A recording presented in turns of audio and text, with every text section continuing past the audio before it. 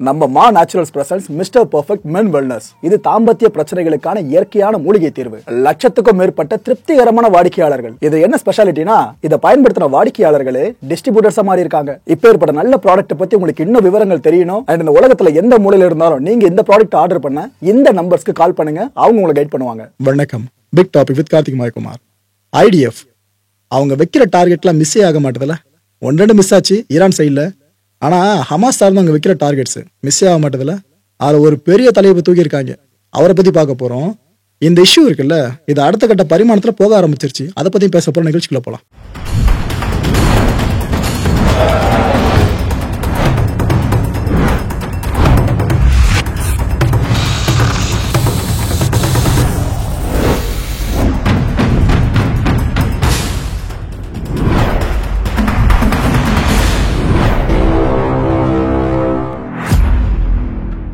இவர் கண்டிப்பா எல்லாருக்கும் பரிச்சயம்.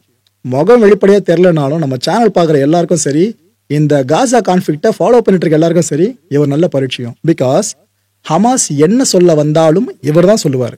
உலகத்துக்கு ஹமாஸ் சைடிலிருந்து செய்தி தொடர்பாளராக செயல்பட்டது இவர் தான். அப்பேற்பட்ட இவர் பேரு அபு ஒபைதா என்கிற ஹுதைஃபா காலூட். வயசு என்ன, ஒரு அதிகபட்சம் 40 இருக்கு, அவ்வளவுதாங்க.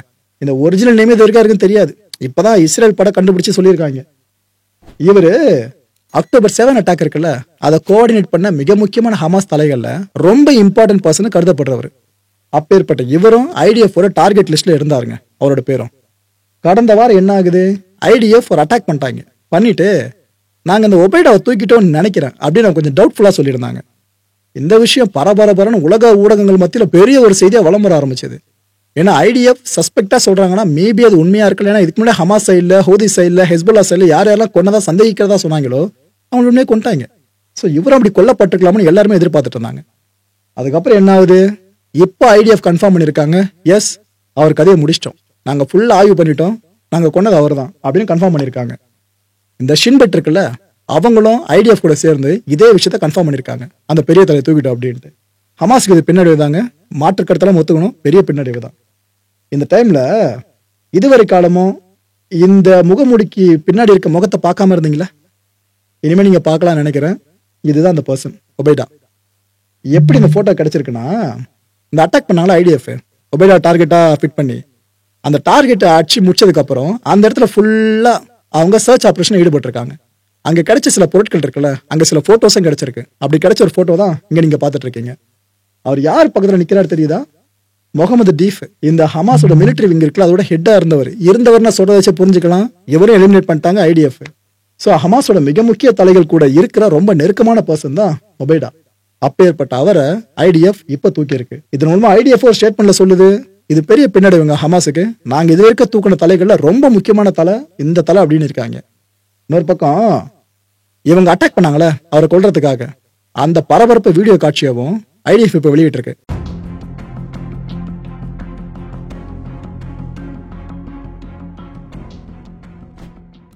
IDF இப்ப இருக்கிற டார்கெட் அடிச்சு முடிச்சிட்டாங்களா, இஸ்ரேல் பிரைம் மினிஸ்டர் கையில பிடிக்க முடியும் நினைக்கிறீங்க நேத்தன்யாகு. அவர் இப்ப என்ன சொல்றாருன்னா, கீ ஹமாஸ் லீடர்ஸ் நோ லாங்கர் ஸ்பீக்னு சொல்றாருங்க. அதாவது ஹமாஸோட செய்தி தொடர்பாளராக இருந்தவர், மவுத் பீஸா இருந்தவர் ஒபைடாவா, அவரை IDF கொண்டுட்டாங்கன்றதான் கிட்டத்தட்ட கவிதை நயத்தில் அவர் சொல்லியிருக்காரு நேத்தன்யாகு. இனிமே அவங்க பேச முடியாது, அதிகமால பேச முடியாது அப்படின்ட்டு. இப்ப IDF என்ன தெரியுமா பண்ணிருக்கு, அபுவோட க்ளோஸ் பார்ட்னர்ஸ்ல யார் யார் இதை ஃபுல்லா தேட ஆரம்பிச்சிருக்காங்க. இந்த கொல்லப்பட்ட அபு இருக்கல, அவரோட க்ளோஸ் பார்ட்னர்ஸ். இன்னொரு பக்கம் ஹமாஸ் இதை பத்தி இன்னும் வாயை திறக்கலங்க. ஆமா அவர் தான் கொன்னாங்க அப்படின்ட்டு இன்னும் அவங்க கன்ஃபார்மே பண்ணல. ஸோ வெயிட் பண்ணுவோம். ஏன்னா ஹமாஸ் எப்பயுமே உடனே ரியாக்ட் பண்ணிட மாட்டாங்க, கன்ஃபார்ம் பண்ணிட மாட்டாங்க.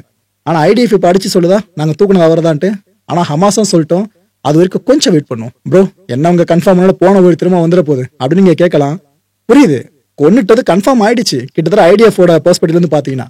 ஆனா ஹமாஸும் சொல்லிடுச்சுன்னா சரியா இருக்குன்னு சொல்ல வந்து வேற எதுவும் 90% கிட்டத்தட்ட கன்ஃபார்ம் தான் அவரை கொண்டிருக்கிறது. ஓகே, அபு ஒபைடாவோட கடைசி வீடியோ மெசேஜிங்க, அது இப்போ சோஷியல் மீடியா முழுக்க ட்ரெண்டிங்ல ஓடிட்டு இருக்கு.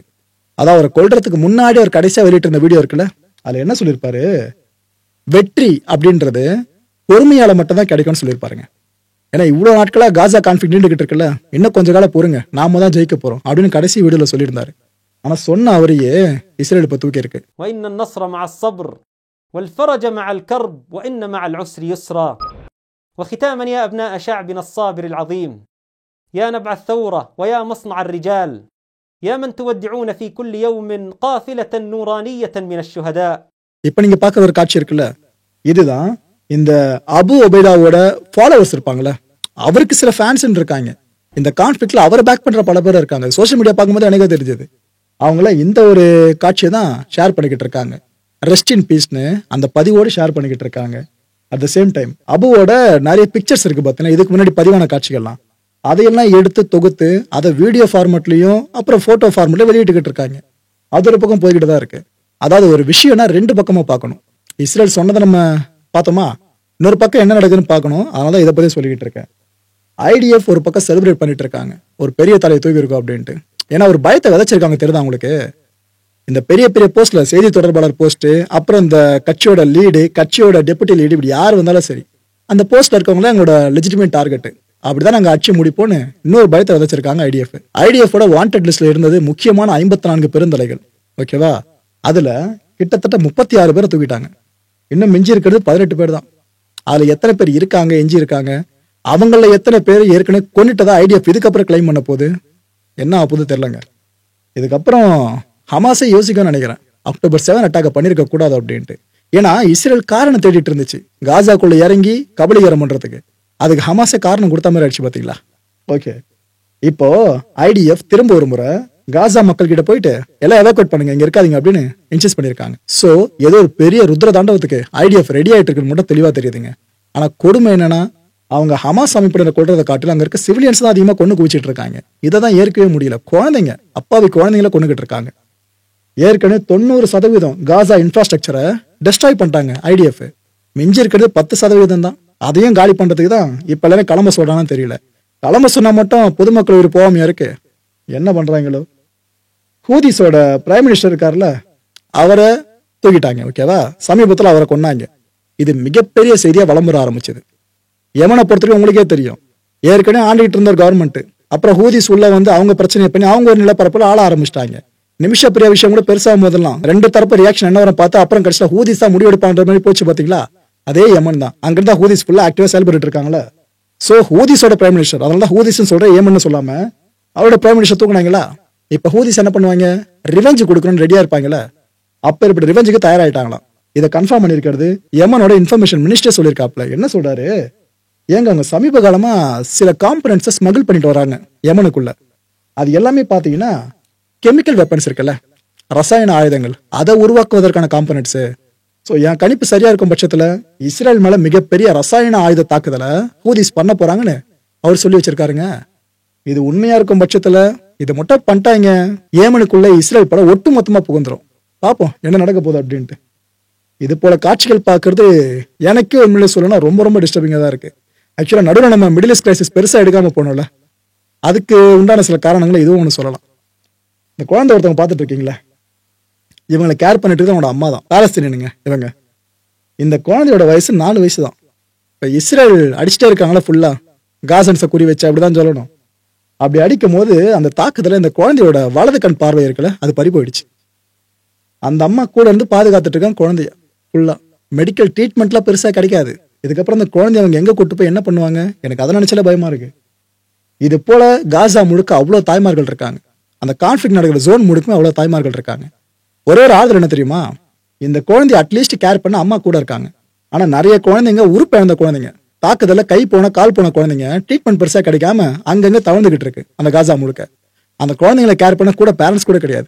உயிரோடு இருந்தாலும் கேர் பண்றதுக்கு அவ்வளவு பேர் கொண்டு இருந்தா. இது வெறும் உதாரணம் மட்டும் தான் மக்களே. இது போல நிலைமை தான் ரத்தமும் சதையுமா அங்க நம்ம வாழ்ந்துட்டு இருந்த சமகாலத்துல கொடூரம் நடந்துகிட்டு இருக்கு. ட்ரீட்மெண்ட்ஸ் இந்த காசன்ஸ்க்கு காசா ஹாஸ்பிட்டல்ல கொடுத்துக்கிட்டு இருக்காங்களே, அந்த கதையை சொல்ற, அது இன்னும் பயங்கரமா இருக்கும்.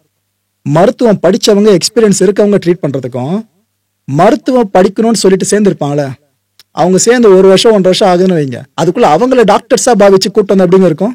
அது நடந்துகிட்டு இருப்போம் காசால, அங்க இருக்க ஹாஸ்பிட்டல்ஸ்ல. அதுவும் மெடிசன் படிக்காத மற்ற விஷயங்களை படிச்சிருப்பாங்கல்ல ஸ்டூடெண்ட்ஸ், அவங்களே இப்ப சர்வீஸ்க்கு வந்திருக்காங்க. இது கொடுமை. இதுல அந்த மெடிசன் ஸ்டூடெண்ட் ஒருத்தர் இருக்காரு, அவர் இப்ப பேசியிருக்காரு. அவர் தான் இப்ப ஃபுல்லா அங்க ட்ரீட் பண்ணிட்டு இருக்காப்ல காசா ஹாஸ்பிட்டல் இருந்து பல பேருக்கும். அவர் என்ன சொல்றாரு, ஏங்க நான் டாக்டருக்கு படிச்சு இங்க இருக்க ஏழை மக்களுக்கு, எங்க காசா மக்களுக்கு சேவையாத்தணும் அப்படின்றது என்னோட பெரிய லட்சியம். இலவசமான மருத்துவம் பார்க்கணும் என்னோட பெரிய லட்சியம். அதுக்காக நான் மெடிசன் படிப்பை தேர்ந்தெடுத்து படிக்க ஆரம்பிச்சேன்.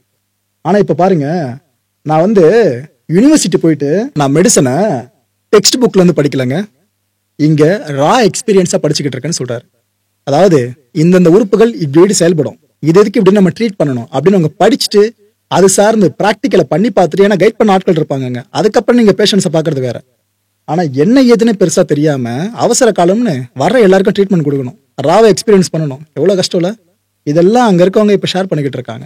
கேட்கிற நமக்கு எப்படி இருக்குன்னா, அங்க இருக்க மக்கள் நம்மளா கொடுமைங்க. இதனாலதான் அந்த போர் கண்ட்ராவை நிறுத்தி தொலைங்கன்னு எல்லாருமே கேட்டுக்கிட்டு இருக்காங்க. சைனா இப்போ ஒரு பெரிய ஸ்டாண்ட் எடுத்திருக்காங்க. ஏற்கனவே அமெரிக்காவுக்கு எதிராக ஒரு பெரிய படையை திரட்டாங்க.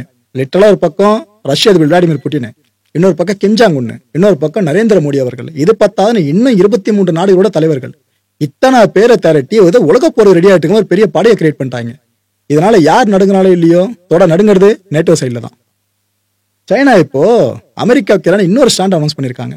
அதாவது ஆக்குபைடு பாலஸ்தீன்ற வார்த்தைகளை பயன்படுத்துறாங்க. பாலஸ்தீனம் ஆக்கிரமிக்கப்பட்டிருக்கிறதா சொல்றாங்க. யாரால? இஸ்ரேலால. இதுதான் இந்த மிடில் ஈஸ்ட்ல நிறைய சேலஞ்சஸ் இருக்குல்ல, அதுக்கெல்லாம் மைய காரணமே நாங்க நியூயார்க் டிக்ளரேஷன் இருக்குல்ல, இதை என்ட்ரோஸ் பண்றதா சொல்லிட்டாருங்க. இது நான் அப்புறம் பெரிய மேட்டர் கேட்டீங்கன்னா எக்ஸ்பிளைன் பண்றேன். இந்த நியூயார்க் டிக்ளரேஷன் அப்படின்றது ஒரு UN ரோட் மேப். எதுக்கானது? அமைதியான உலகம் இருக்கணும்னு சொல்லிட்டு பாலஸ்தீன இஷ்யூ இருக்குல்ல, பாலஸ்தீன சுதந்திர நாடா அங்கீகரிக்கிறது, 2 ஸ்டேட் சொல்யூஷனை கொண்டு வருது, அதுக்கப்புறமா இந்த ஹியூமனிட்டரியன் கிரைசிஸை ஃபுல்லா முடிவுக்கு கொண்டு வருது. இது எல்லாத்தையுமே உள்ளடக்கினது தான் அந்த டிக்ளரேஷன். அதை சைனா இப்ப பெருசா கையில தூக்கி இருக்கு. நீங்க எல்லாம் பண்ணுங்க அப்படின்னு கேட்க ஆரம்பிச்சிட்டாங்க. இப்ப ஏற்பட்ட நாடு கேட்க ஆரம்பிச்சிட்டா இன்னும் இதை நம்பி பல நாடுகளும் வரும்ல, சைனாவோட நட்பு நாடுகளும். ஏற்கனவே ஐநால பாலஸ்தீன தனி நாடா சுதந்திர நாடா அங்கீகரித்து சார்ந்துதான் பெரும்பாலான நாடுகள் வாக்களிச்சிருக்காங்க பொது சபையில. ஆனா அமெரிக்கா இன்னும் முரண்டு பிடிச்சிட்டு இருக்குல்ல, ஆஹா அதுக்கு நான் ஒத்துக்க மாட்டேன் அப்படின்ட்டு. அதுதான் பிரச்சனை. அமெரிக்கா ஒரு விஷயத்த ஆமான்னு சொன்னா சைனா இல்லைன்னு சொன்னல, அந்த இல்லதான் இதுங்க. ஆனா சைனா எடுத்திருக்க எந்த ஸ்டாண்ட் இருக்குல்ல, இதன் பக்கம் தான் நானும் நிக்கிறேன், உலக மக்களும் நிப்பீங்கன்னு நம்புறேன். ஏன்னா அந்த குழந்தைங்க அங்க பட்டு இருக்க கஷ்டத்தை பார்த்தாலே எல்லாரும் மனசு இறங்கிடும். மக்கள் இந்த கான்டென்ட்டை பொறுத்தவரை நாமளா சிந்திக்கணும் ஒரே ஒரு விஷயம் தான். யுக்ரைன் போர் ஒரு பக்கம், காசா போர் இன்னொரு பக்கம். இந்த ரெண்டை எந்த அளவுக்கு உயிர்ப்போடு நடந்துகிட்டே இருக்கோ அந்த அளவுக்கு 3ஆம் உலக போருக்கான சாத்தியக்கூறு அதிகம். ப்ரோ, 3rd வேர்ல்டு வார்ல வாய்ப்பே இல்லை அப்படின்னு நம்ம சொல்லலாம், நம்பிக்கிட்டு இருக்கலாம், பயப்படாம இருக்கலாம். ஆனா இந்த 2 போர்களும் முடிவு பெறாம போயிட்டே இருந்துச்சு, கண்டிப்பா நான் சொல்ற விஷயம் நடக்கும். அடுத்த நிகழ்ச்சியை சந்திக்கலாம். நன்றி, வணக்கம். வணக்கம் மாயம் ஸ்டுடியோஸ் நண்பர்களே. மாயம் ட்ரெண்ட்ஸ் அப்படின்ற ஒரு புதிய ஃபேஸ்புக் பேஜை ஓப்பன் பண்ணியிருக்கோம். நீங்கள் யூடியூப்பில் பார்த்துட்டு இருக்கீங்களா நம்மளோட கான்டென்ட்ஸ்லாம், இதெல்லாம் விட ஒரு படி மேலே ரொம்ப கிறிஸ்பாகவும் ரொம்ப சூப்பராகவும் நிறைய கான்டென்ட்ஸ் உங்களுக்கு இந்த பேஜில் காத்துட்டு இருக்குங்க. ஸோ உடனடியாக ஃபேஸ்புக் பிளாட்ஃபார்ம் போங்க, மாயம் ட்ரெண்ட்ஸ்னு டைப் பண்ணி சர்ச் பண்ணி நம்ம பேஜை ஃபாலோ பண்ணுங்க. அப்படியே நம்ம சேனலையும் நீங்கள் சப்ஸ்கிரைப் பண்ணிட்டீங்க அப்படின்னா இன்னும் நிறைய புது புது கான்டென்ட்ஸை உங்களுக்காக ப்ரொடியூஸ் பண்ணி கொடுத்துக்கிட்டே இருப்பாங்க. நீங்கள் பண்ணுற ஒவ்வொரு சப்ஸ்கிரிப்ஷனும் எங்களுக்கு பெரிய மோட்டிவேஷனாக அமையும்.